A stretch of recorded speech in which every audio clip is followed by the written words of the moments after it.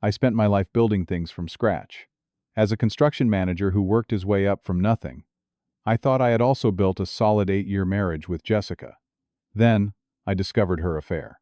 When confronted, she looked me straight in the eye and said she had settled for me and deserved better words fed to her by the wealthy friends whose approval she desperately sought. 3 years after our divorce, she showed up at my door, mascara streaked down her face, begging for another chance, and confessing she regretted listening to her friends. Before I tell you how my world fell apart and how I rebuilt it, let me know where you are watching from in the comments, and hit that subscribe button if you have ever been betrayed by someone who later regretted it. I was born and raised in a blue-collar family in Akron, Ohio. My father worked at the tire factory for 30 years, while my mother cleaned offices at night.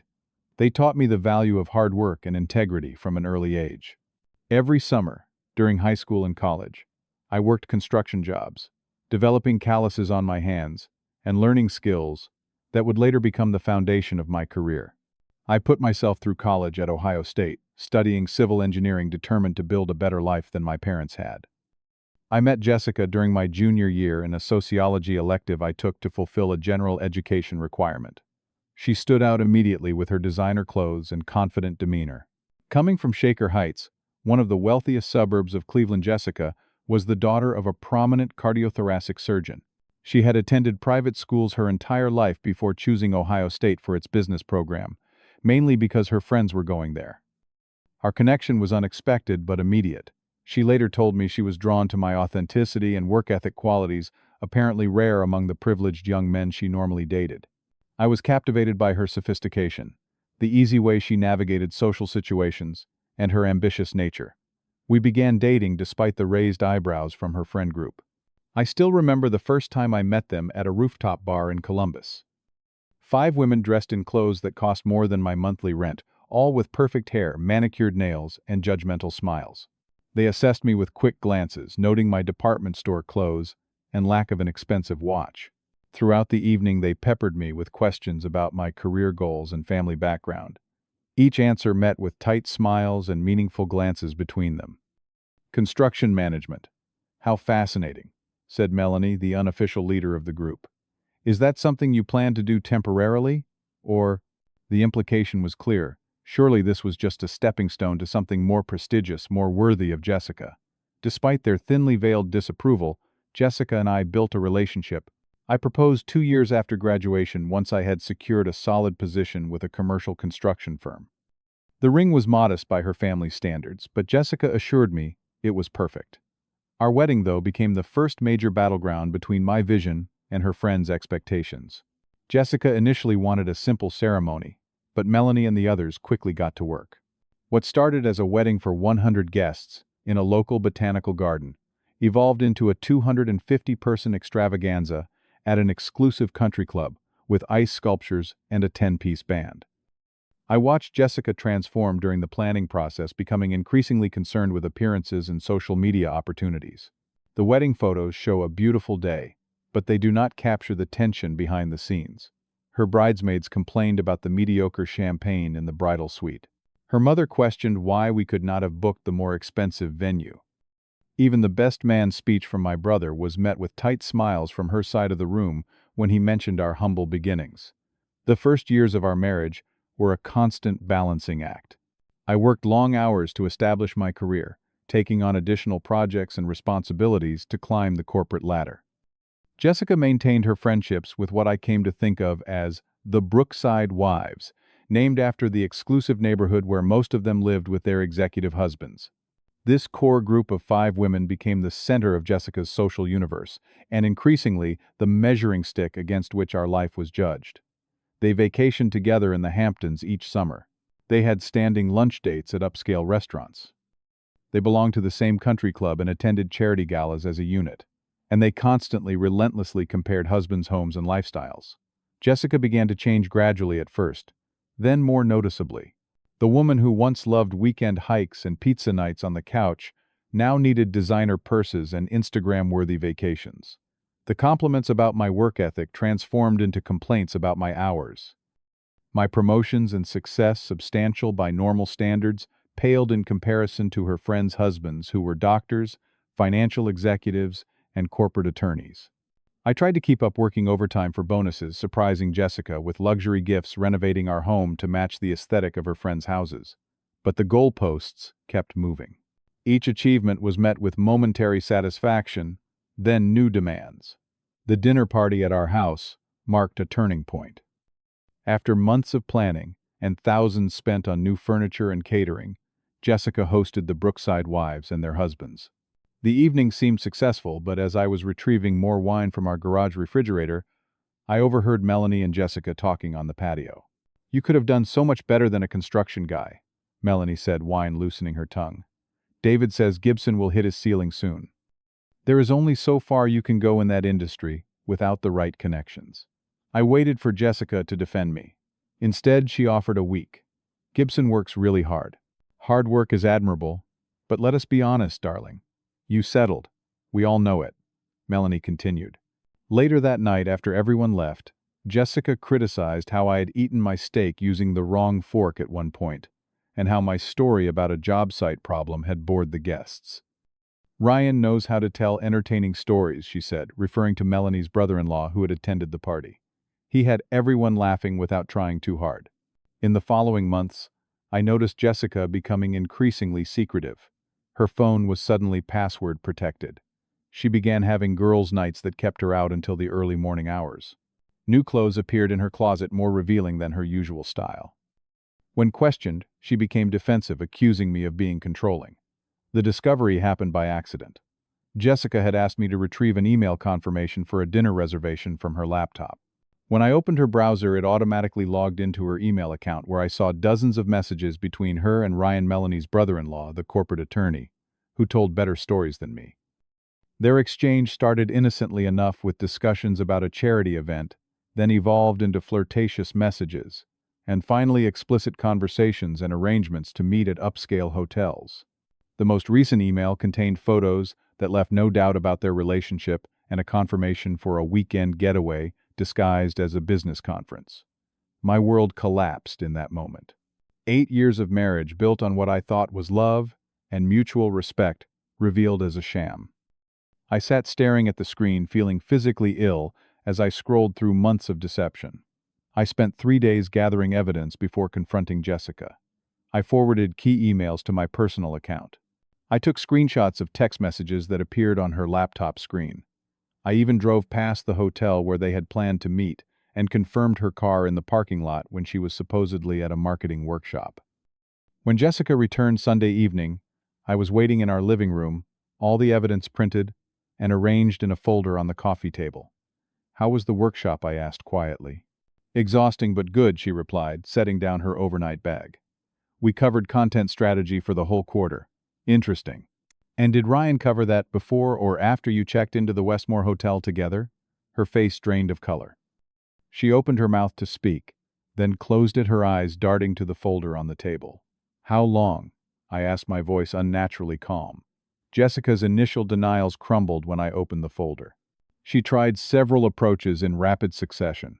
It was a mistake. It did not mean anything. She had been lonely because I worked too much.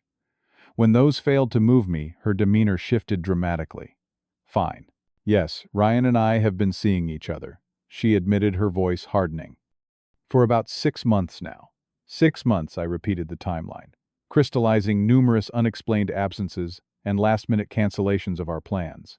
"If you had paid more attention, maybe you would have noticed sooner," she said, her tone suddenly accusatory. "Ryan actually listens when I talk. He takes me places I deserve to go. His colleagues respect him. He has a future." I sat in stunned silence as Jessica continued, each word more devastating than the last. "I settled for you, Gibson. My friends have been telling me for years that I deserve better. Someone who moves in the right circles. Someone with ambition, beyond building shopping centers and apartment complexes." "Is that what Melanie tells you?" I asked, pieces falling into place. "Melanie, Lisa, all of them. They see how you hold me back from the life I should have. Ryan understands the world I come from." The conversation deteriorated from there. Jessica refused to end the relationship with Ryan, instead suggesting we take a break so she could figure things out. I later learned this was code for moving in with Ryan while keeping me as a backup plan. I watched in a daze as Jessica packed a suitcase explaining that she would return for the rest of her things later. She left her wedding ring on the bathroom counter, a final statement before walking out the door. The following weeks brought a special kind of humiliation. Social media exploded with photos of Jessica and her friends at exclusive restaurants and clubs. Ryan, often by her side. They made no effort to hide their relationship, suggesting it had been common knowledge in their social circle long before I discovered the truth. My grief was isolating. I could not bring myself to share the humiliating details with coworkers. My own friendships had withered over the years as I focused on my marriage and career. The empty house echoed with memories and unanswerable questions.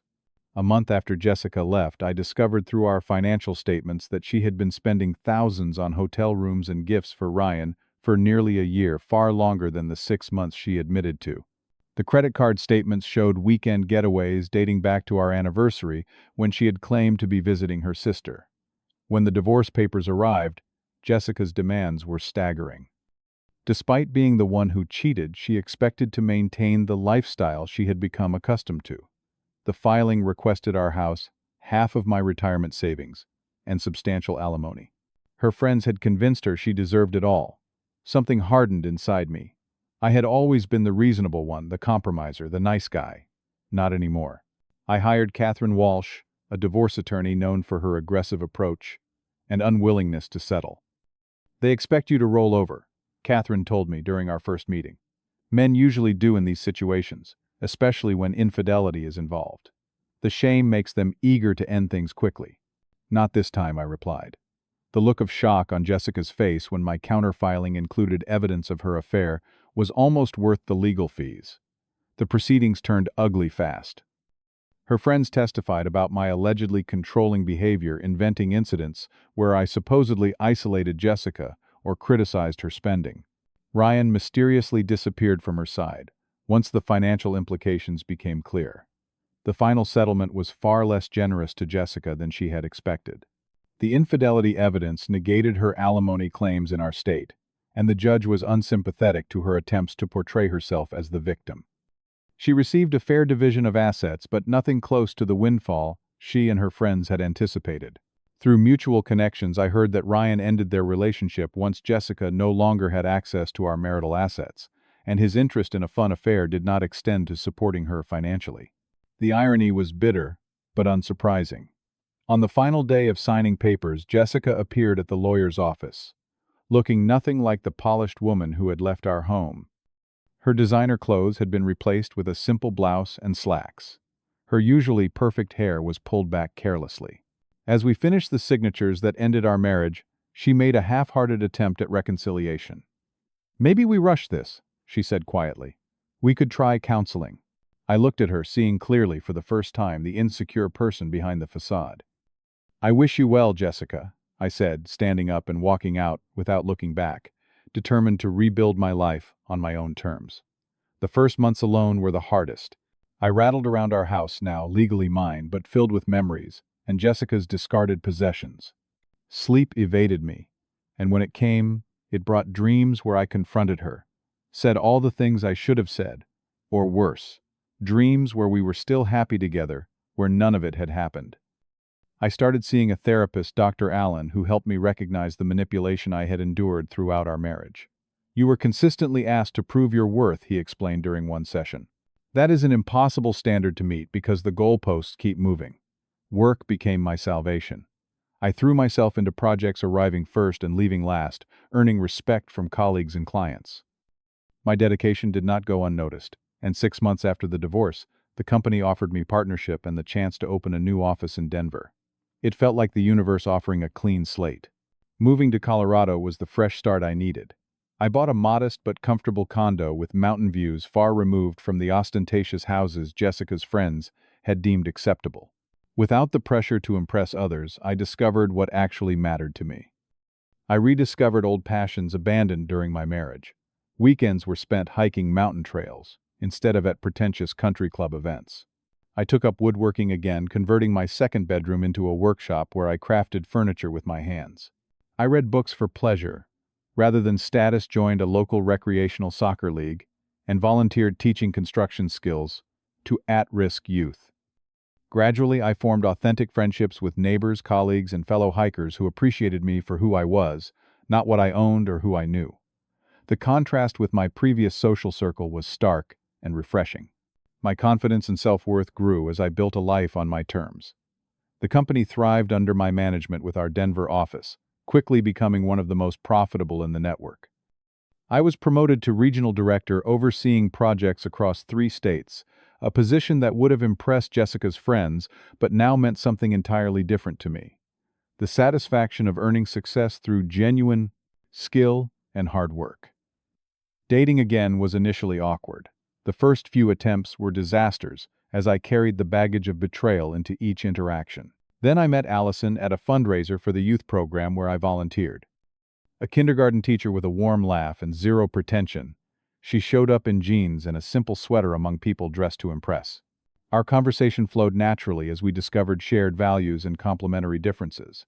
She was creative where I was analytical, spontaneous where I was planned, but we both prioritized honesty and simplicity. There were no games, no status calculations, just 2 people genuinely enjoying each other's company. Our relationship developed at its own pace, built on mutual respect, rather than external validation. Allison never questioned my worth or compared me to others. When I finally shared the full story of my marriage, she listened without judgment, then said simply, "Her loss, my gain." As my career continued to advance, I was able to purchase my dream home, a timber and stone house on 5 acres outside Denver, with a separate workshop building where I could pursue my woodworking. The financial success came not from desperate striving to please others, but as a natural result of doing work I excelled at and enjoyed. The contrast between my contentment now and the constant anxiety of my marriage became clearer with time. I no longer worried about measuring up to impossible standards, or feared criticism for minor infractions of unwritten social rules.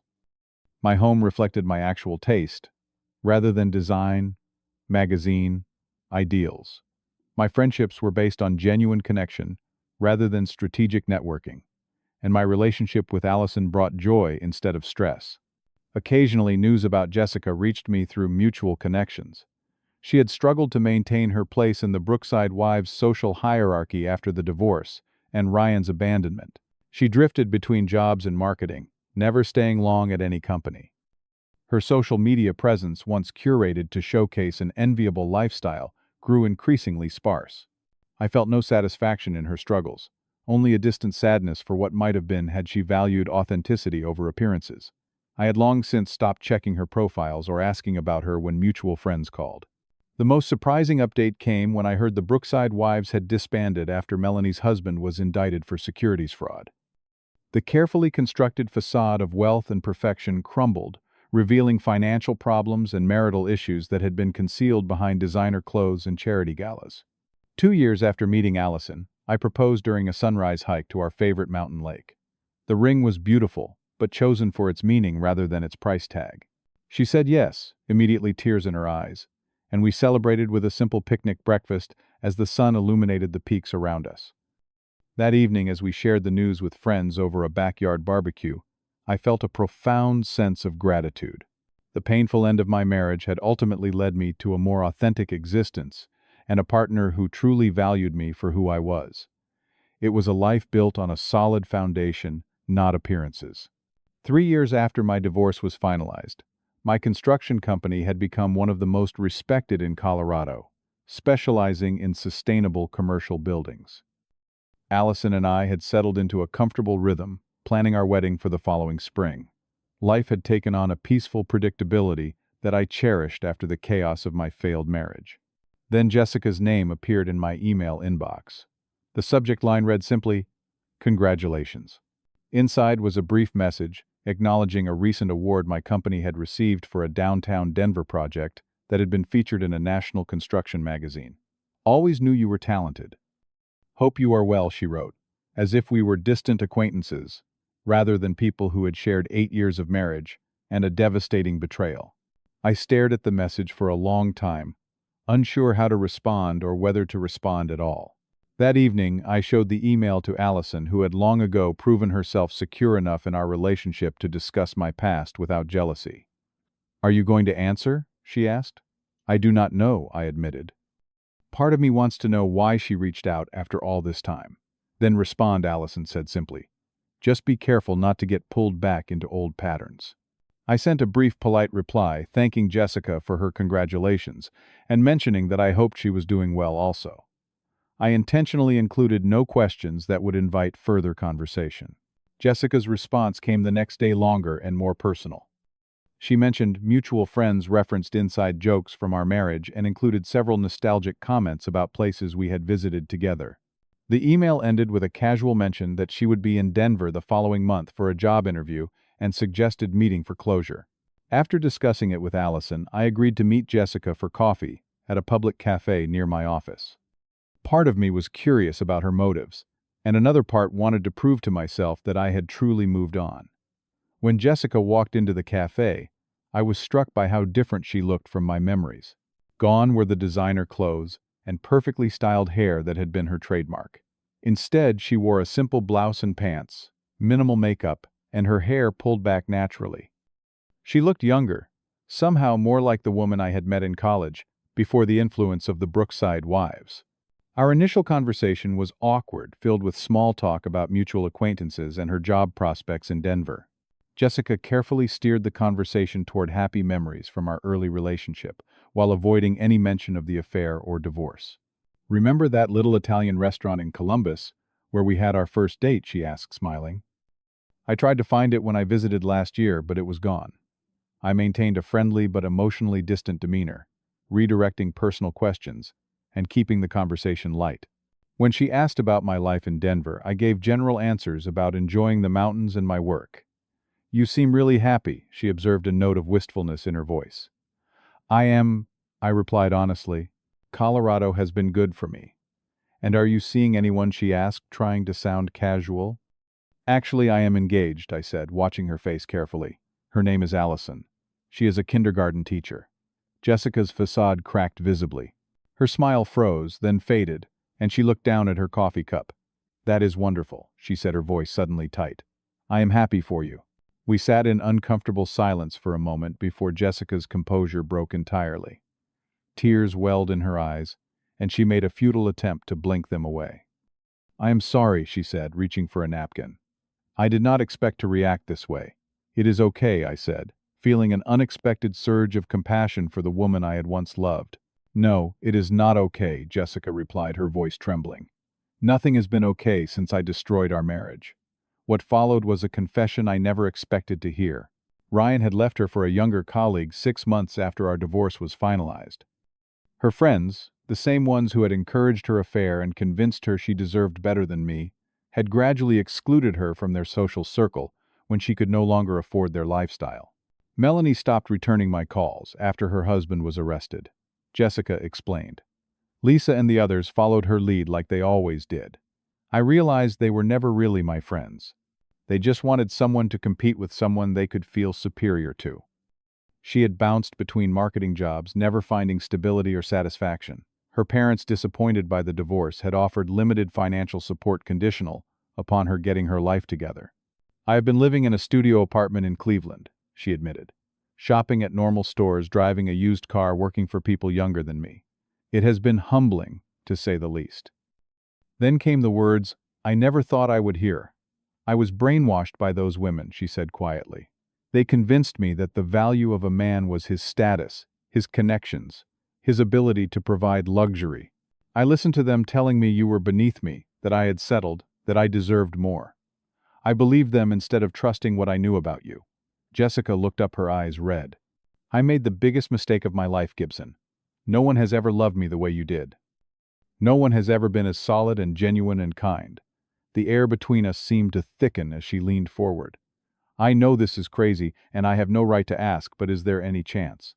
Could we try again? I have learned my lesson. I know what matters now. Time seemed to slow as I looked at the woman across from me, the woman I had once built my life around.